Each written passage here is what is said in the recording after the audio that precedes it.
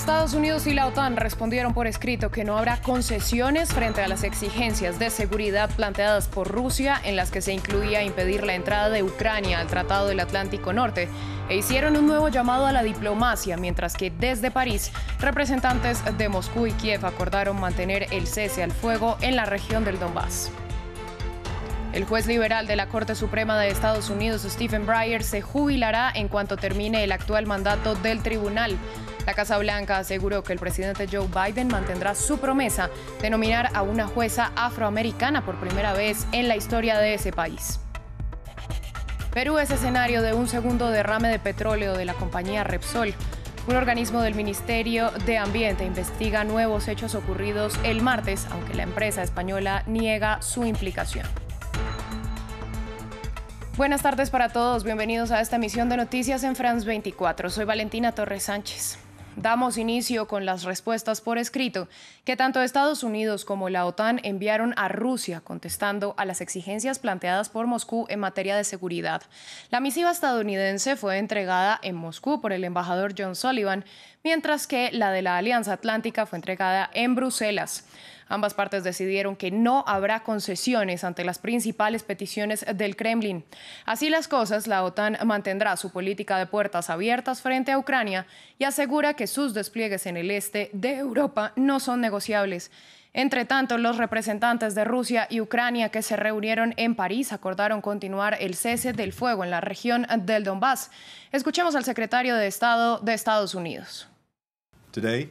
Hoy el embajador Sullivan entregó nuestra respuesta por escrito en Moscú. Dicho todo, establece un camino diplomático serio si Rusia lo elige.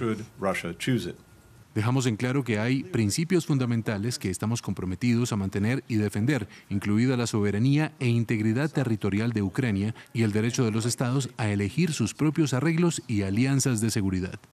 Para analizar esta información, conectamos con Eric Fajardo. Él es profesor e investigador universitario con maestría en comunicación política y especialista en análisis de conflicto. Bienvenido a France 24.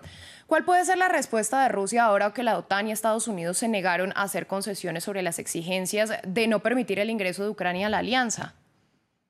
Bueno, creo que primero que nada van a intentar ajustar en el ámbito de la energía, ¿no? Están tratando de presionar a Kiev porque saben que el timing los está acompañando. El régimen de Moscú entiende perfectamente que el invierno acecha y definitivamente han intentado ellos limitar el acceso a la energía. Ya ha hecho un anuncio la OTAN y los Estados Unidos de que va a suministrar energía crudo si se necesita para garantizar que el régimen de Kiev pueda sobrevivir el invierno y a la presión rusa que se está desplegando en el ámbito militar, sin duda, pero esta es parte de una guerra híbrida y también se está desplegando esfuerzos enormes de parte de Moscú para limitar el acceso a energía y presionar de esta manera en el invierno brutal que tienen en esa área para la caída del régimen que ellos quieren cambiar en esta parte del continente, ¿no?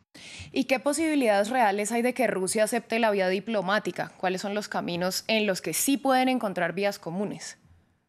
Parece que Moscú ha encontrado un interlocutor en Macron, visto por lo menos que en las últimas horas han aceptado un acercamiento, un diálogo con el presidente temporal de la Unión Europea. Hasta dónde eso va a representar una real posibilidad de acuerdos, no lo creo. Esta es una contienda muy compleja en la que sí, de cierta manera, el hecho del acercamiento de Ucrania a la OTAN ha sido el pretexto, pero de fondo hay otros temas muy complejos, ¿no? Está una enorme crisis que sobreviene en Rusia, una crisis energética, una crisis de alimentos, una crisis muy compleja. Y bueno, el régimen ruso entiende perfectamente que una guerra es el mejor argumento y la mejor manera de patrioterizar, de chauvinizar la crisis que viene.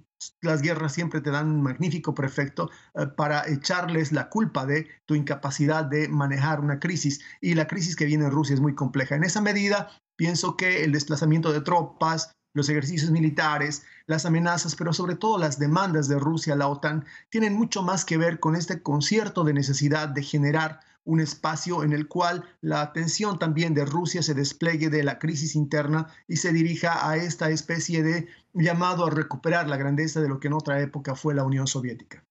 Señor Fajardo, a usted muchas gracias por su análisis y por compartirlo en France 24.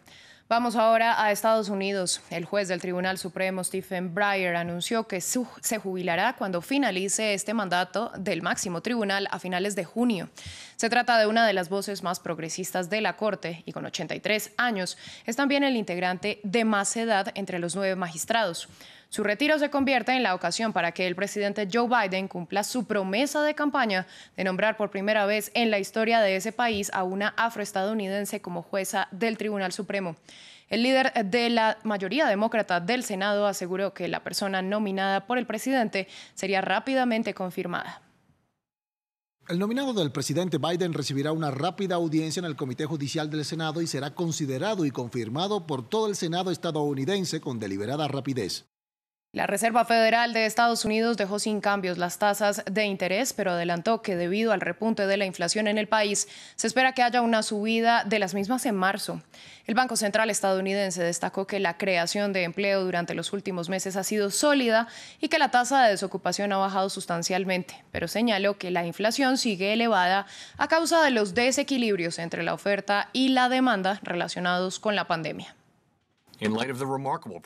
A la luz del notable progreso que hemos visto en el mercado laboral y la inflación que está muy por encima de nuestro objetivo a largo plazo del 2%, la economía ya no necesita niveles elevados sostenidos de apoyo a la política monetaria. Por eso estamos eliminando gradualmente nuestras compras de activos y por eso esperamos que pronto sea apropiado aumentar el rango objetivo para la tasa de fondos federales.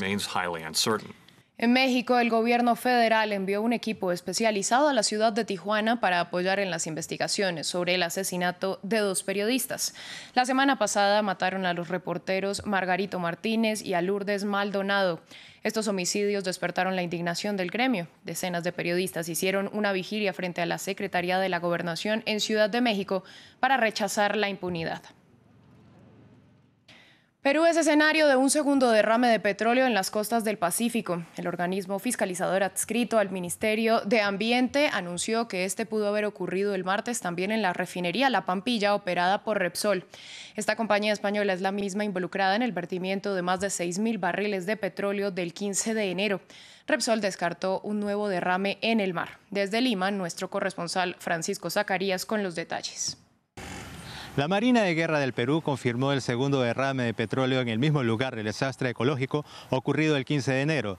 Esta vez se calcula que fueron 8 barriles de hidrocarburo que fueron vertidos al mar cuando la transnacional Repsol realizaba tareas de inspección de una tubería. Ante el imprevisto, desplegó barreras de contención. La Marina de Guerra y el Ejército han movilizado brigadas multipropósito para apoyar la limpieza de playas afectadas por el derrame de 6.000 barriles de crudo producido hace más de 10 días. Diversos expertos advierten que el petróleo del primer derrame dejará graves daños en el ecosistema por décadas. Al respecto, la Procuraduría Especializada en Medio Ambiente señaló que existen 4 funcionarios de Repsol que enfrentan hasta 7 años de prisión por la presunta comisión del delito de contaminación agravada. El desastre ecológico afecta a la flora, fauna y también la economía de pescadores artesanales. A través de redes sociales, diversos colectivos civiles convocan a la población a una jornada de protesta el próximo 31 de enero para exigir al gobierno del presidente Pedro Castillo el cese de operaciones de Repsol. En otras noticias, el presidente francés Emmanuel Macron afirmó que la masacre de 1962 contra los simpatizantes de la Argelia francesa es imperdonable. El 26 de enero de ese año, manifestantes que marchaban en el centro de Argel fueron baleados en un tiroteo del ejército francés. Macron dice que la masacre debe ser reconocida. Esto hace parte de una serie de actos conmemorativos de cara al aniversario número 60 del fin de la guerra contra Argelia. Y las fuerzas kurdas recuperaron el control de una prisión en el noroeste de Siria, luego de 6 días de combate con el autodenominado Estado Islámico. Las fuerzas democráticas sirias confirmaron la noticia. En el operativo, Estados Unidos los apoyó con bombardeos y tropas. Los yihadistas intentaban liberar a algunos de los cerca de 5.000 presos que están en la que antes era una escuela. Parte de los detenidos son jóvenes árabes que desafiaron el servicio militar obligatorio o que protestaron contra el gobierno de los kurdos. Al menos 200 presos murieron en los enfrentamientos. Con esta información llegamos al final de esta emisión de noticias. A ustedes gracias por su sintonía. Continúen con nosotros, que volvemos en breve.